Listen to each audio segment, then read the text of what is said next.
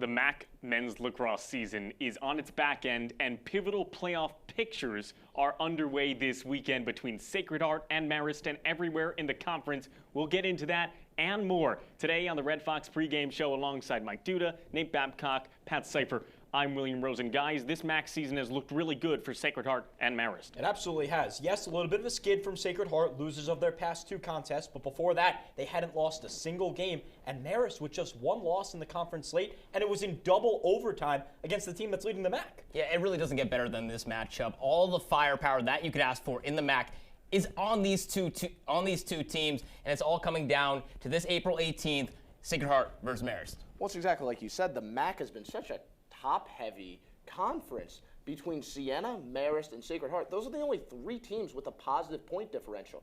These are the top dogs, and we're going to see two of them face off against one another today. And Pat, you mentioned Siena really rebounding off that tragedy in the offseason, making their claim to prove that they could be one of the top teams with a new coach nonetheless. Take us through some of the Marist season in the conference. Yeah, we're going to get started with a recent matchup against Merrimack. Stephen Kane and the Red Foxes headed over there in conference MAC contest.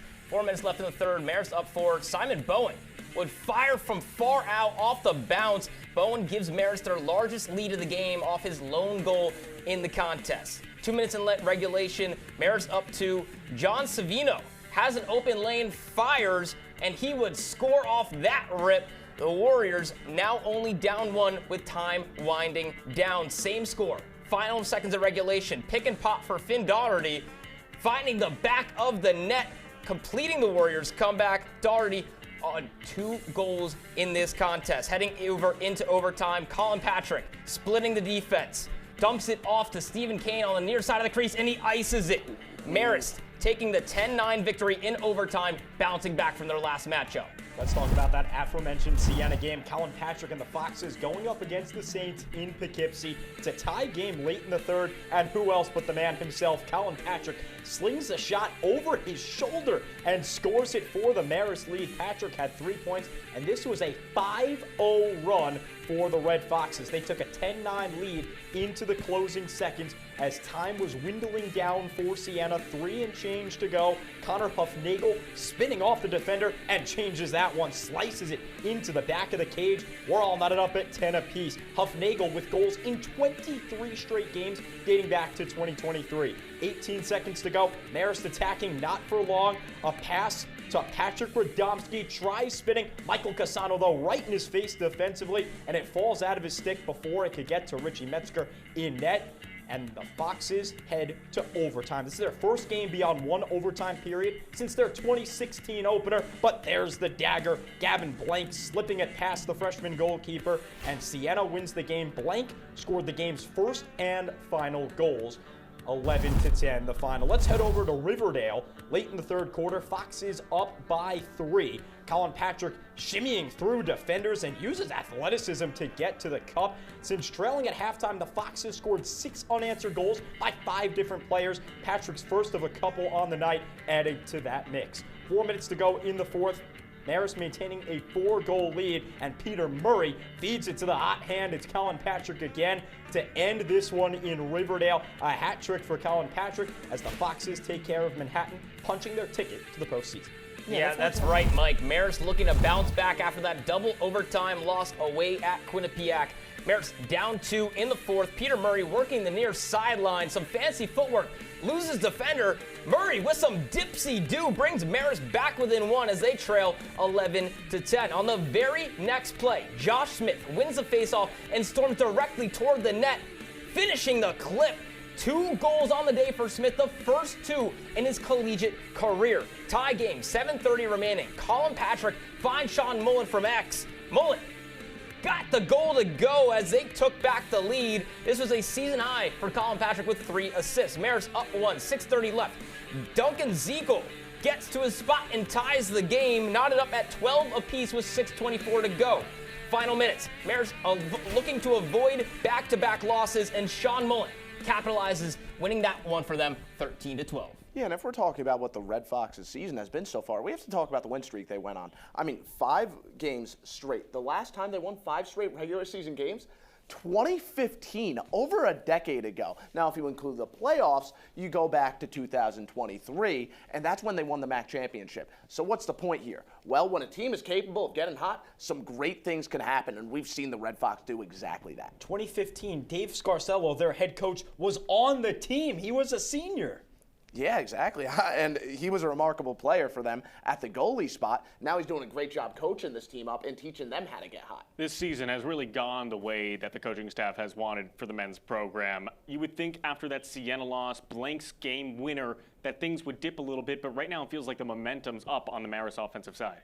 I'd absolutely agree. They are red hot, and that's because of a bunch of different players. But for me, it's their defense. They're leading in a ton of categories amongst the MAC. Goals against, turnovers per game. They're really good at avoiding penalties and penalty minutes. They're great at the penalty kill as well, taking a ton of shots. A lot to be proud of for the Red Foxes. For Marist, Colin Patrick really leading the pack. 22 goals, 14 assists, good for 36 points on the season. It's been the Colin Patrick show, and he's looked like that #1 option on the offensive side. Yes, he's gotten into that midfield position to play a little bit of defense this season, but as the season progresses, this is where Patrick really has to heat up. Yeah, what makes this team so special is you think Patrick's the #1 option, but then you look at Sean Mullen, and how do you call him a second option? 27 goals, 10 assists, totaling for 37 points. This guy is just everywhere on the offensive side of the ball. He truly just creates his own leverage in his one-on-one matchups. He just takes on entire teams' defenses, splitting them, making them look silly, just has a move, a counter for every sort of defensive stop that you could throw at it. Yeah, I feel like this Fox team has really played together, and that's been a constant theme so far, Mike. Yeah, because we didn't even talk about Brady Dolan yet, who has over 20 goals and is first, not in the MAC, in the NCAA in shot percentage. 53.8, 21 goals on 39 shots, 28 of those as well coming on net. That's 72%. He's got 10 assists as well, 31 points on the campaign. What a year for Brady Dolan. Yeah, and the offensive onslaught doesn't end there. Look at Stephen Kane, a guy who has 18 goals on the season, and he's Mr. Consistent. In the last 7 games, he scored at least 1 goal in each of them. And it's not like he's just getting 1 lucky goal a game. He has 27 points in that same 7-game span. I mean, this guy is a weapon on the offensive end, and they have so much versatility because of all the depth they have offensively. Then you pair that with some really nice play on the defensive end. I mean, it starts with Michael Cassano, the LSM, the guy that leaves attackers laying awake and staring at their walls at night. And then there's the true best defenseman for this team. Both of them, top 6 in the MAC in forced turnovers a game. That would be Aidan McCaffrey and Michael Cassano. But these guys aren't the only players stopping offenses, because they also have very capable goalie play that we're going to get to later on. Yeah, Aidan McCaffrey, 20 caused turnovers, Michael Cassano, 14. But like you're saying, it all starts between the pipes with Richie Metzger. He's having a fantastic season, and he really just has come onto the scene and just taken over. He is amongst the league leaders in the MAC in save percentage, and it's just completely a mainstay for this Red Fox team that everyone is just kind of built off of. On the offensive side, it's been a powerhouse. Our own Luca DiRienzo caught up with Brady Dolan and Colin Patrick to learn a little bit more. Luca? Thank you, guys. We're here with Brady Dolan and Colin Patrick. Guys, thank you for joining me today. Thanks for having us. Of course. So I want to take it back to 2022. You're a junior. You're a sophomore. You guys are playing each other in the playoffs. Colin, you win 12-10. You go on to win a state championship. How often is that brought up between you guys? Honestly, like a good amount. You know, when we're getting after it in practice or something, or even when we're just chilling in the locker room or at the house, where we'll reminisce a little bit. But yeah. Brady, how do you get your get back after that? Yeah, I mean, we had our fair share of matchups in high school. Went both ways, so I don't know, it was a bit of a rivalry, so it's fun to talk about now. Definitely. Coming from the Iona game, it was a extremely high-scoring game, 17 points. You guys both combined for 12 points. When the team's on fire, take me through how the vibes and how everything's going. Yeah, I mean, just energy. I mean, when we're moving the ball fast and we're playing good offense and we just feel like things are clicking, I feel like we're just having fun out there, and I mean, it's fun to put up that many points on the board, so. We're playing confident. That's the biggest thing. Is we're confident in our passes. We're confident in one another. We're just playing loose and having fun. How does that confidence build between you two? I mean, obviously it comes with practice and preparation, but is there anything, a special sauce within the team that allows you guys to play that dominantly? I mean, me and him, I feel like, he knows my game, I know his game, so I think a lot of the times we're on the same page with each other, and it's really fun when you have that kind of chemistry with your teammates.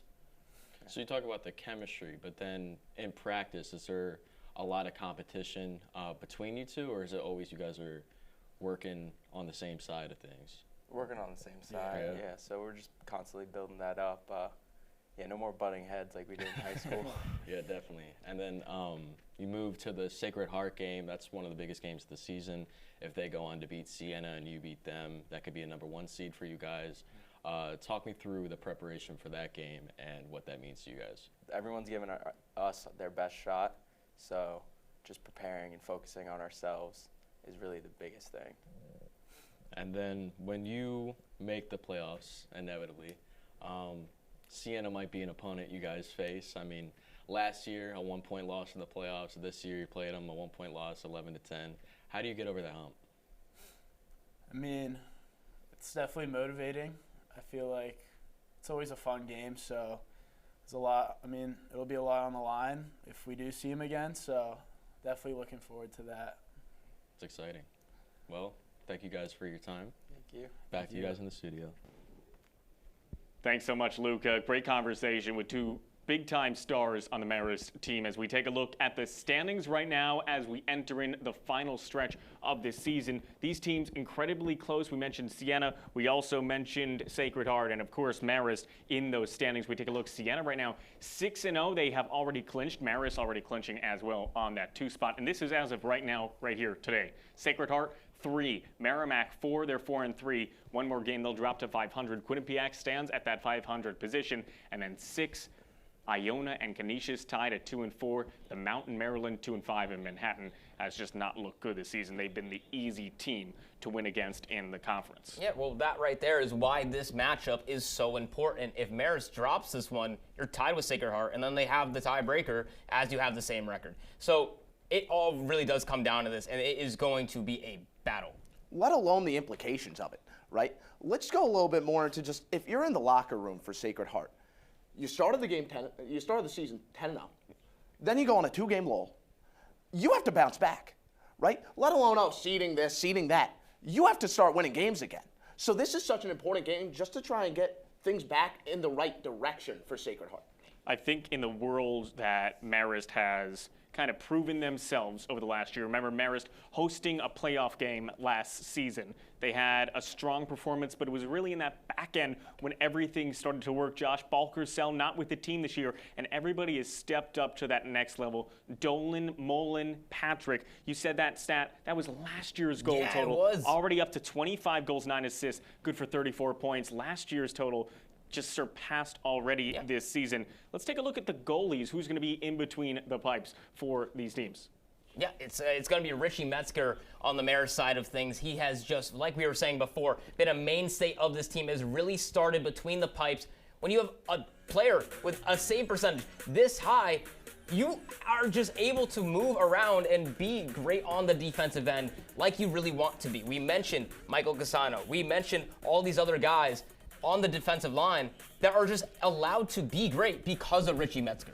Yeah, and then on the Sacred Heart end, Craig Daria was outstanding earlier in the year, however, and that's kind of become the thing. He got figured out, right? Yeah. It seems a lot like that's the story right now. Attackers were trying to approach him in a different way, try and facilitate more, try and go a little bit lower on him, try and go through the 5-hole. But now teams are starting to change up the approach, and it's really starting to work well for them. Metzger in his freshman year, that has not transpired for Metzger. He's been solid between the pipes, obviously starting out that season, replacing Adam Wacholder in goal, and then he has progressed. He's even elevated as well for Marist. The other side of the spectrum for Sacred Heart, it's kind of gone the other way. For Marist, it's climbed. It hasn't even reached his peak yet. And for Sacred Heart, it has reached his peak, and hopefully they need it to re-go onto the top net. Yeah, quick correction. Aiden McCaffrey, 19 caused turnovers, and Cassano, 15 caused turnovers. Still spectacular this season. They have really just been getting in front of these attackmen and midfielders, really trying to make runs. But then you get you can really get down to Richie Metzger. We mentioned Darlow has been struggling a little bit. Metzger has been consistent the entire season, and he's just allowed everyone else to open up their games. I think that's so important, too, because when you look at Marist over the past couple of seasons, a pair of seniors were splitting the crease last year, and then Adam Wacholder just kind of came in out of nowhere, won an All-MAC rookie team honor, and then this year he plays against Mercer and then loses his job to Richie Metzger. Dave Scarcello is not worried about feelings. He's fine with going to a younger guy, ready to just put whoever is going to give him and his team the best chance to win in the crease. You got to give Sacred Heart some credit hitting into Marist, a really big matchup, and that's this Saturday. Pat, you took a look at some film. You broke down Sacred Heart. Pat. Sacred Heart's attack has been great, but they've also been great at defending their own goal. The combination of both is what made their transition offense so good throughout this season. And right here is a perfect example of it. As we see right here, the Mount has the ball, right? They're in their attacking end, and they're trying to lure everyone for Sacred Heart towards the goal. They're trying to gravitate everyone over there, because ultimately that's why this play was drawn up the way it was. They want to get everyone near the crease because it creates an opportunity for the shooters from deep. And we see one specific player lined up deep, and they have a pretty open shot right here, pretty much everything that they're looking for. And they hope to take advantage. They get the ball there. But this is when we see a phenomenal play from a midfielder, an LSM, Max Menuer, get in there, force the ball out. Huge play to force a turnover as Sacred Heart's able to get the ball right back and set up their own transition attack. And this is where they really know how to convert. Not only can they stop a nice offensive look from scoring, but they can try and score on their own end, and they do a great job. Look at how now Max Pepe, the star weapon on this team, is able to get the ball. And look at the gravity that he has. Look at how the Mount is just all eyes on him. Everyone here is gravitating towards him. They're trying to stop him from being the guy that beats him, and that creates opportunities for other players on this team. Right here we see Tommy Bull. He gets wide open because everyone has their eyes on Matt Pepe. Tommy Bull, number 4, is wide open, has a great opportunity, and no one on the opposing defense knows that he's that wide open because everyone's looking at Pepe. Again, the gravity he has, it creates a wide open scoring opportunity for Tommy Bull. Now, credit to the Mount. They were able to redirect very quickly, get in his face, and kind of force an awkward shot, right? But ultimately, this is a capable player with a nice scoring look. He has to make a little bit of an awkward shot, but he's able to go ahead and do it. Fantastic breakdown, Pat. You really highlighted how this three-headed monster for Sacred Heart has worked out. And I mentioned three-headed monster because there are 3 guys on this team that are absolutely, you have to mention if we're talking about Sacred Heart. Matt Pepe, John Murray, and Jake Carney. These 3 guys, when I say their stats, you're going to think that they lead the team, but they're all just right there at the top. Matt Pepe, 24 goals, 16 assists, 40 points. John Murray, 28 goals, 7 assists, 35 points. And Jake Carney, 27 goals, 5 assists, totaling for 32 points. That would be the best on many other teams in the MAC. That's just a testament of how good the Pios have been this season. They've been able to get those large leads to start off those games. Obviously, in those 2 losses, it didn't really transpire that way, but they've been able to handle those large lead comebacks because they score those goals to begin with. Yeah, and I want to draw some attention to how they've been getting those numbers, right? Because there is some truth to the fact that, yeah, these guys are great goal scorers, and Pepe is the most well-balanced of those 3, right? He's someone that can facilitate the ball, pass it around, and get other guys open and create for other players, while also being able to score himself and get in the back of the net himself.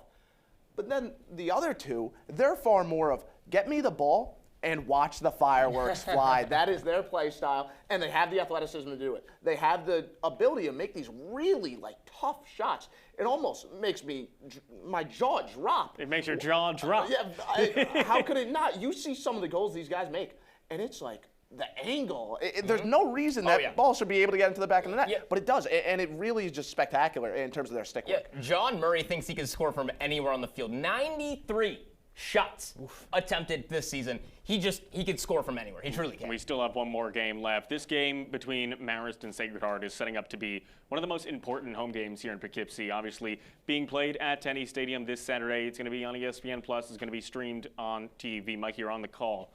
Something that also to note is the crowd coming to this yeah. game. I've heard from athletics, this is official, it's going to be already people interested. There's groups coming to this game, alumni coming to this game. There's tents being set up for sponsors. So this is going to be a big game being played in Poughkeepsie for a big competition playoff resulting-wise. Yeah, you mentioned the alumni. Josh Balkersell will be here. I can confirm that. You're going to be excited to see him. I'm going to be stoked to see him. I'll be on PA for that game. But also, my very own brother, Ted Babcock, will be visiting. He's very well inclined with his lacrosse team. I just wanted to give him a quick shout out. Your brother did not play lacrosse. No, though. he play club lacrosse, and they do Okay. practice with them a couple times. So yeah. Okay, we're not looking forward to seeing Mr. Babcock I go will in be goal. looking forward to. No, he will not be jumping into the goal. No. Mike, expectations for this game? For me, it's going to be a really good game between an offensive team in Sacred Heart who leads the MAC in goals per game, probably the most imperative stat when you talk on the offensive side of the ball, and then the best defensive team in the conference with arguably the best goalie in the MAC in Richie Metzger. So what's going to prevail? For me, I think defense is going to be something that prevails more for the Foxes, especially because they can pair that with a really solid offense. So I think Marist will have the advantage in that category, but it's going to be a great game nonetheless. Mike, I would just want to say, let's take a look at those playoff outlooks and what the possibility is in the postseason. This is the last year of the MAC lacrosse postseason, as the name change will take place next year. Take us through some of the postseason outlook. Yeah, for the last ever time that the MAC is the MAC. Right now, Siena is slotted in at that #1 seed, Marist at the 2, and Sacred Heart at the 3. If the season were to end today, we would have a rematch of Marist and Sacred Heart in the semifinals. Siena would take on the winner of Merrimack-Quinnipiac with the championship game on May 2nd, but there's still a lot of games left.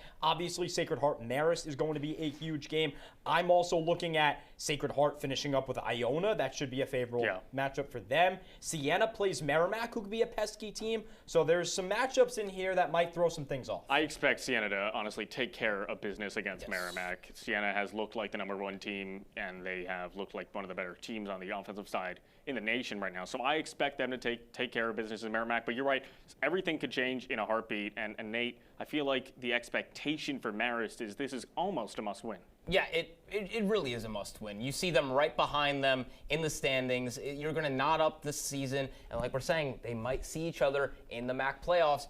This is a playoff atmosphere game. It really is. When you look at the personnel, when you look at who's going to be there, everyone, all eyes are on this game. Everyone has it circled in on their calendar. Pat, what is your expectation for this matchup? Well, I'll give you more of a key to the game. Okay, right, Pat's for the, keys. For the Red Foxes. Please do. You look at soccer, hockey, lacrosse, the big position there, goalie, right? And the things with goalies in all those sports is it's all about heat checks, right? It's all about kind of riding certain momentum. Right now, Craig Doria, his confidence is probably waltering a lot, right? He's coming off 2 games where he wasn't outstanding after being very proficient for the first few games of the season. So now, Marist, the Red Foxes, they have to look at what makes him tick, right? And if he's not playing confident in between the pipes, bad things are going to happen, and that's good for the Red Foxes. Yeah, I appreciate that you mentioned the momentum aspect, because we mentioned the people who are going to be at this game. The crowd's going to be involved in it. So you go on a 2-goal run in a minute 30 span. That is key at a home game. Obviously, home court advantage, home field advantage, we can talk about that in any sport.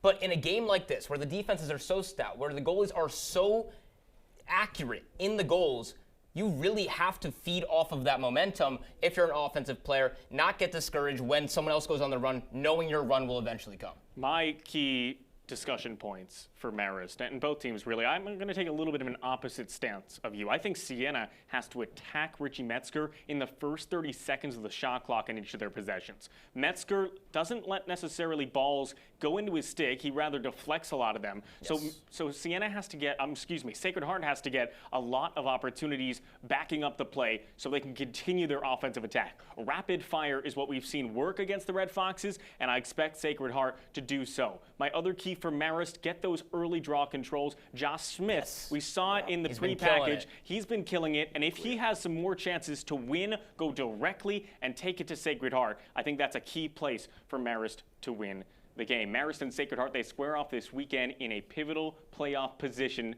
matchup. For Mike Duda, Nate Babcock, Pat Sypher, we brought you through a little bit of our thoughts here on the Red Fox Pregame Show. Take care.